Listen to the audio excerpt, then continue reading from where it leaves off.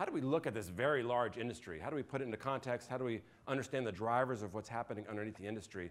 And we decided to start looking at it from a kind of a value standpoint, a value creation, and that drove us to market cap. And we said, okay, over the last 20 years, like let's take a look at the S&P and see what parts of the economy have grown and at what rate, and take a look at how financial services have done in contrast. So you see here, 20 years ago, the S&P 500 value was $5.2 trillion.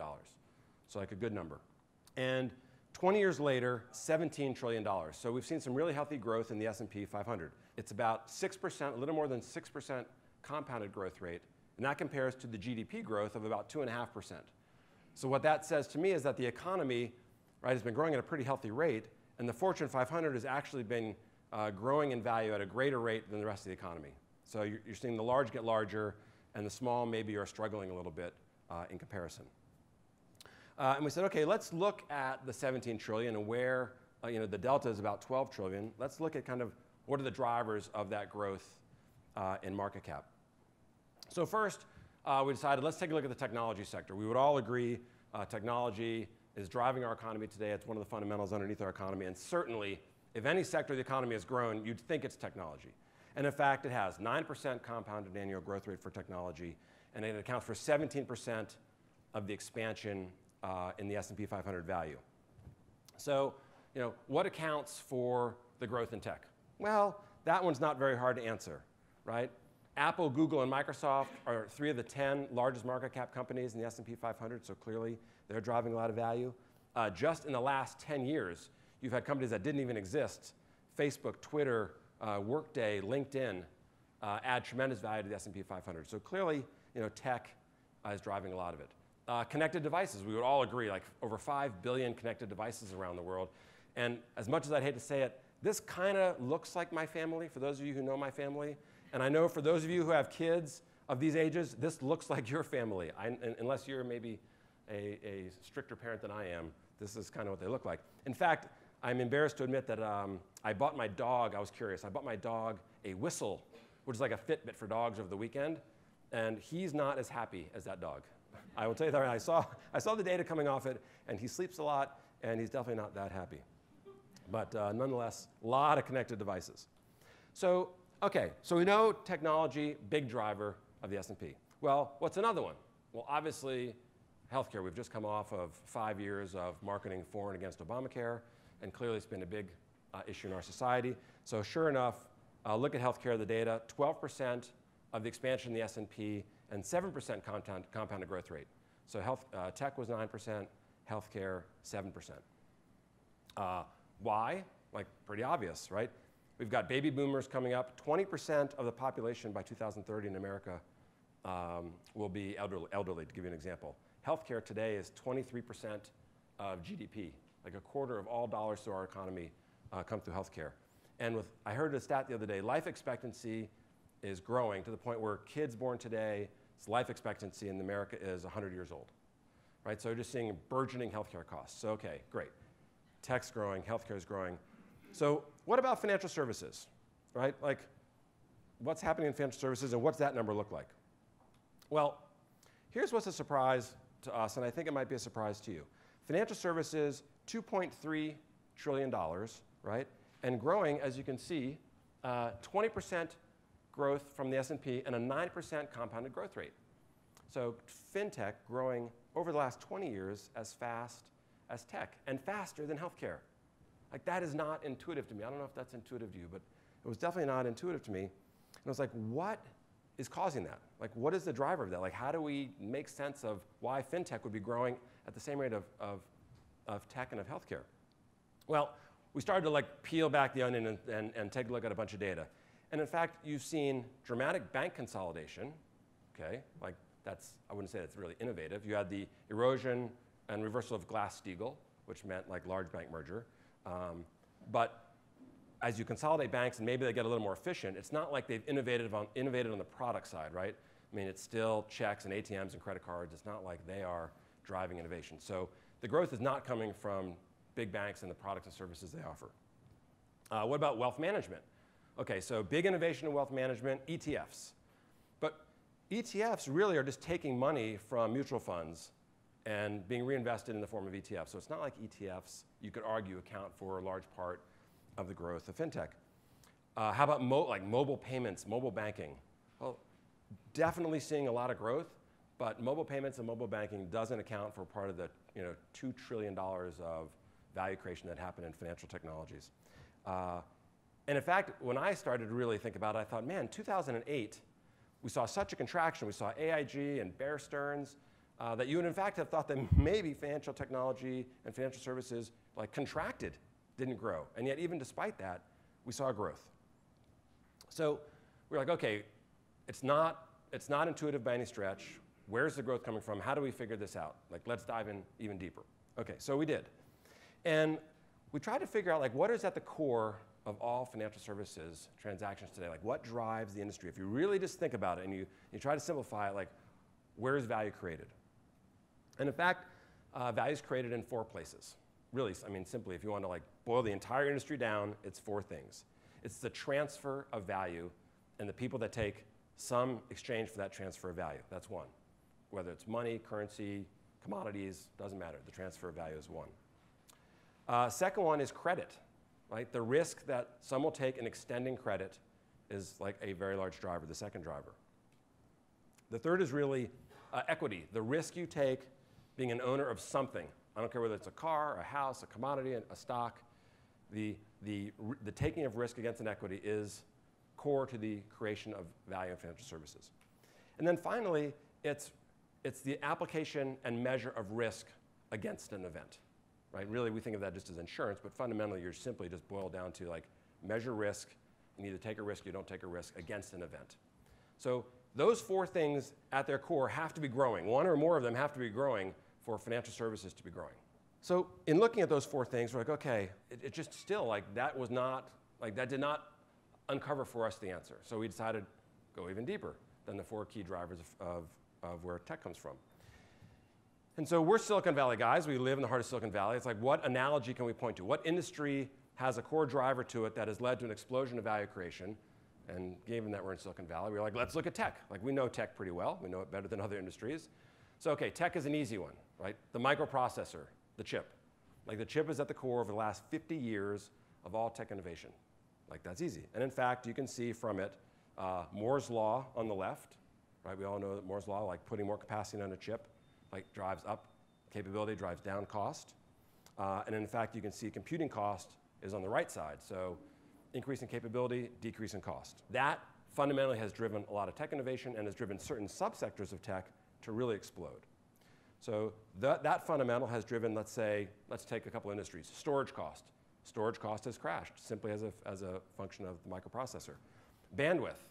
Bandwidth has increased dramatically. In fact, I was talking to Rodolfo earlier today, who's a little bit younger than me, and I was asking him if he remembered kind of dial-up modems, you know, the 2880, the Screech, and I asked him if he had seen that movie, You've Got Mail, Tom Hanks, Meg Ryan, right, where they would dial in, and he hadn't seen it. But I had remembered it, and like dial-up was brutal, and today we live in a world of like super high bandwidth, 10 megabits to the home, it's crazy. And so just in thinking about storage and bandwidth, you can just take one subsegment of one tech media industry, like streaming video and streaming audio, and just think of the companies and the value that's been created just from that one subsector, all tracing back to the microprocessor. And so we thought to ourselves, okay, it's like, what's an analogy for the microprocessor to the financial services industry? Like, there must be something at the core that we could argue like is the equivalent of the microprocessor. And we're going to argue, and we're going to try to make the argument today, that the transaction, the moment of transaction, think of it as the value driver in financial services. Let's see if this argument holds relative to the transistor in technology. Because there's got to be something driving the 9% growth in financial services, and if it's not transactions, it's got to be something else. And I just showed you the 4 main ways you make money, and it didn't seem obvious that any of those 4 were jumping out at us. So if you look at transactions, sure enough, transactions and transaction volume have been growing at 16% over the last 20 or so years. Okay, so 16% growth relative to financial services growth at 9%. So now I feel like we're onto something. We're seeing that there's some driver underneath that's actually magnified and magnifying what we're seeing in financial services today. So then we're like, okay, what is the equivalent that we saw in tech, let's say, for example, with storage in financial services. Well, it's like, OK, storage costs crash in technology, and that leads to things like Hulu being readily available. Well, what about brokerage fee cost declines? 20 years ago, when you wanted to transact 100 shares at a full-service broker like Merrill Lynch, it was probably $80 to $150. Today, you can do that transaction on Motif for a 100th of the cost. So we're absolutely seeing a crash in cost. The second is we're seeing an explosion think of them as endpoints, an explosion in the capability of endpoints, computers, smartphones, whatever you have it, to cause transactions to occur at any moment in time, right? Those 5.4 billion devices around the world are all transaction capable, and that's just mobility. That doesn't even include desktop. So you clearly see cost decline, transaction capability increasing, endpoints increasing the number of transactions, and that really is, to some degree, at the core. But there are two more factors that we think are really critical that are driving financial services today. One is friction, like all forms of friction. So let me give you an example. So here's a simple consumer payment flow, which started out as a cash transaction 30 or 40 years ago. You went to a bank before 3 p.m. on a Friday because it wasn't open on the weekends. You took out all your cash. Most things you didn't cash. Then you saw innovation in checking. That's fine. Then you saw credit cards. But we're at the point today, right, where when you take Uber, you just walk out of the car. Like that transaction occurs via an endpoint without even a human interaction. Okay? That to me is a reduction in friction. Like, let me give you another case. Remittances. So it wasn't that long ago that if you were remitting money to a third-party country, you would either like load it into a suitcase, which was an awful solution, risky and awful, or then Western Union came along and exploited that opportunity in a big way and charged huge fees. And I don't think many people know this, but the fees were so large that if you were the recipient on the other end, you would go to pick up that money, and once you had that money, you were in huge danger of being robbed. Like there is huge fear in third worlds of carrying that money from the point of a Western Union back to your home. But you had to, because to break up that transaction into multiple transactions just had too much cost to it, too much friction. But in today's world, where you have companies like Zoom, or in the Bitcoin world, right, where the friction is so much lower, that one transaction, which maybe occurred once a month, now becomes 30 or 40 or 50 transactions. And you can start to see how these endpoints and reduction in friction and cost are driving transaction. The fourth one is the increase in use of data and the use of algorithms, right? An obvious one. Like today, there's so much more data applied to a problem. The algorithms created to drive transaction flow is well beyond what it ever used to be in the past. Think about 30, 40 years ago, if you were a banker in a community branch, you knew your constituency. And if your constituency came in for a loan, you knew the husband and wife and the kids, your kids went to school together, you would make a determination on making that loan or not, to some degree based on the legitimacy of the individual. Like, forget the data. And as community banks went by the wayside and you saw regional banks move in, they started using a little bit of data, like salary and income data relative to debt and what debt you were carrying. And that kind of migrated to folks like Capital One, who started using data really as a weapon and started pre-approving people for credit cards and like doing these mass mailings to get people to sign up for credit cards. But really, that was just FICO plus kind of some gross performance data. Today, you have marketplace lenders, let's just take Lending Club, who use FICO, obviously, and education and social signals and heuristic data, right? There's like, some number, hundreds of fields that they all use in their underwriting criteria. And that's enabling dramatically more transaction flow. So if those fundamental dynamics are increasing transaction flow, let's go back to the four businesses. So think of it, remember, transfer of value, equity ownership, credit, and event risk. So if you can increase the transaction value across those four industries, you're going to see growth in financial services. So there are some good examples. I'm not going to go through these companies, but these are all very good companies taking advantage of those four primary changes we're seeing in financial services. But what I thought would be fun would be to throw out for you some kind of maybe next generation services. Maybe they're 2 generations away from us, but let me just like throw out a couple. And if anybody's got a startup that's thinking about these things or working on these things, maybe come see us because we're probably interested. So here, this is in no particular order, and remember, think of them on the cutting edge side of things. If origination costs can approach 0, and believe me, today when you talk to Lending Home, when you talk to James after this event, ask him how efficient his origination process is on a mortgage against a home relative to what you would experience today going to a mortgage broker. And you realize that origination costs are crashing. But in a world where origination costs were virtually zero, you could refi anything at any time. Like, I could refi my used car like once a week. I could refi my home whenever I wanted. I could constantly take advantage of rates to change things. Today, that doesn't happen because the origination cost is still so high and the friction so high that you don't see that velocity of transaction. But I think someday, where origination costs approach zero, you definitely are going to see that. The second one, real-time and continuous underwriting. So today, an organization extending you credit takes a look at you, evaluates your current situation, and makes a determination on the risk that they would take in giving you money. Like, well, your situation changes all the time. You get a bonus, you lose your job, God forbid. You sell your home or you sell your car, you buy a really expensive new car. And underwriters today don't have any visibility into that. But in a world where you could actually underwrite a person on a constant basis, you could extend credit for all types of things, big or small. Like, you could even change a person's rate that they were paying in real time based on their current situation. So you get a credit card and you're paying 15%. Well, maybe you get a raise. So maybe your risk is lower. You should pay 14% or 13%. Today, that doesn't happen. Today, credit cards and other types of debt are to some degree risk-based in their pricing, but they're not dynamic in their risk. They're only dynamic with respect to the yield curve, right? Interest rates go up, you pay more. You become a better credit, you don't pay less today. That's not how it works. But someday it could. The third one, fractionalized labor. This was something that I was thinking a lot about the other day as I was talking to a friend about taxes. So it's certainly my case, and I bet because you guys live in New York City and you pay high taxes, it's your case roughly too, that we work for the government roughly from January 1st until, in my case, kind of the end of July, give or take. Like, every dollar I make, like, just goes to them. Like, I mean, it comes to me and then it goes to them, but it could just go to them.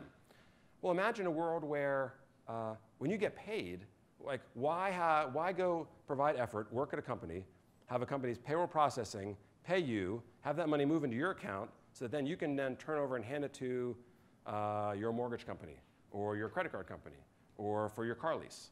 Like, why isn't it that I can't just put forward effort and have that effort immediately translate into almost a barter, right? The payment of something else. There doesn't need to be all these intermediaries in the process, and I think over time we're going to start to see those cut away. Another one, distributed ownership. So today, lots of us own Apple and Google and Microsoft, but not a lot of us own a small business down the street or a piece of a friend's business. But we will someday, especially with the Jobs Act and with things like AngelList. So you're going to start to see a lot of fractionalized ownership around big and small companies, assets. I think you're going to see that whole area explode. What happens when transactions become free? When ACH doesn't exist, or when it's a very low cost, when credit card transaction fees or merchants are at a very low cost, what changes as a result of transaction costs being virtually zero? You know, today, I mean, yeah, you can go buy like a pack of gum at Starbucks and swipe your credit card, and it's kind of kludgy, or you can use your smartphone to do it. But in a world where there was no transaction cost associated with even microtransactions, you would see a fluidity of transactions that dwarfed anything we see today. You know, just look at the increase from simply the Buy It Now button on Amazon to know, when you reduce friction, how many more transactions you'll eventually see. And then my last one that I'm going to throw out is microinsurance. It would be cool if I could get insurance, let's say, on my car, and if I was going to drive from San Francisco to LA, like, I should call my insurance company and say, hey, by the way, I'm doing this trip, like, you should charge me whatever is appropriate. And, oh, next week I'm going on vacation for a week, so I should pay nothing. And, you know, on average, I drive city driving at 30 miles per hour, and I should pay one rate for that. And if I go on the highway, I should pay another rate for that. Right? Today, it's just look at an entire risk pool of people, take people who aren't very, very risky in their driving habits, have them subsidize people who are really risky, and call it a day. Like, that doesn't make a lot of sense. And through I think, the additions of data and reduction of friction and reduction of cost, you're going to see something in that insurance space change pretty dramatically. So I don't know any startups doing some of these things. I don't know when these things will happen, but I'm just throwing them out there to simply say, as we see those fundamentals, reduction in cost, increase in endpoints, reduction in friction, and increases in the use of data and the use of algorithms, we're definitely going to continue to see financial services blow open. And I know most of you here are entrepreneurs and are associated with startup companies, so the things that you are doing are closely aligned with those things, which is great. And I would just encourage you to keep pushing. And I think over the next decade, we're going to see an increase in transaction volume to the point where financial services will grow probably even more aggressively in the next 20 years than they have in the last 20 years.